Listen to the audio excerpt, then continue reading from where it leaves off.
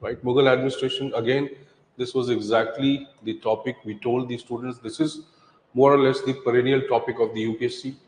The Mughal administration by nature was by nature centralized, right? Obviously, you know, the Mughal, the structure, the entire design of the Mughal administration had a kind of monotony, right? That's called the authoritarian monotony. So, what is that authoritarian monotony? There was a centralized despotism, the king, right? Whatever the king may be. So, all these kings somewhere, they themselves projected themselves as the god.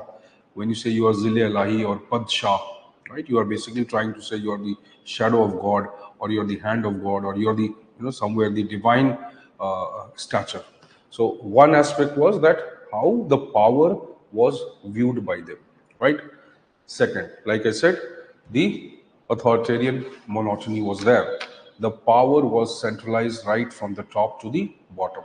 This is visible first in the Mansabdari system that was established, mostly the civil and the military being, integrated together, right? Thirdly, the structure of the central, the monarch, the control under the king or the, Badshah, right? So the central structure or design of authority was again similar to the provincial, right? And more or less goes down at the lower levels, right? So you had subhas as the provinces and subedar there, right? And then you had districts or sub-district level. You had a Shahar Kotwal. The Kotwal was directly controlled by the central government, that is the king, right? Then Diwan was a very powerful person, right? Central Diwan. He was controlling a lot of financial disbursements to the subhas also. Most of the subedars were basically from the kith and kin, again centralized tendency, consanguineous, control. So by blood they were controlled, and because of they were mostly working as the representative of the king, right? And they did not have any independent authority, right?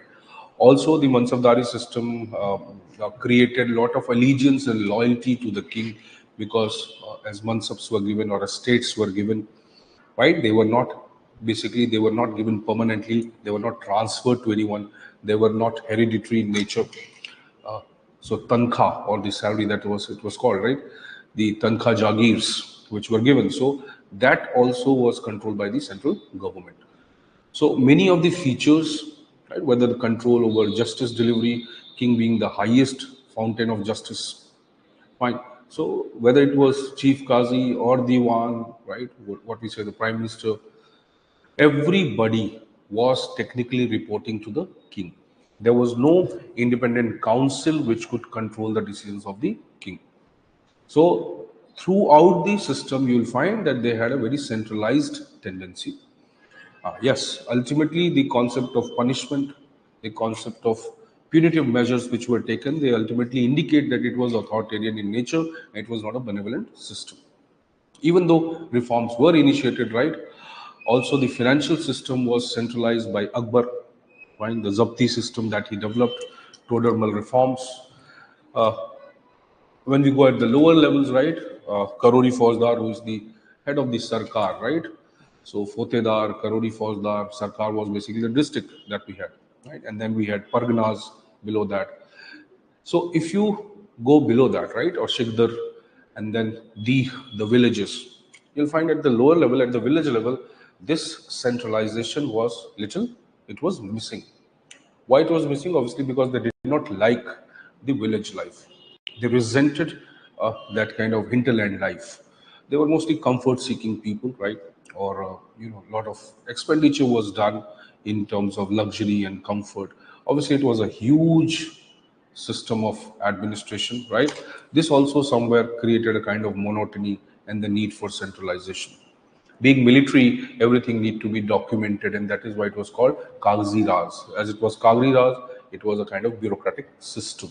Fine. So you can write it, though we can say that it's not totally a despotic system, right? There were kings, monarchs who have done a lot of welfare activities, and they also somewhere wanted the riaya, the subjects, to be happy, right? Obviously, they also wanted them to be somewhere,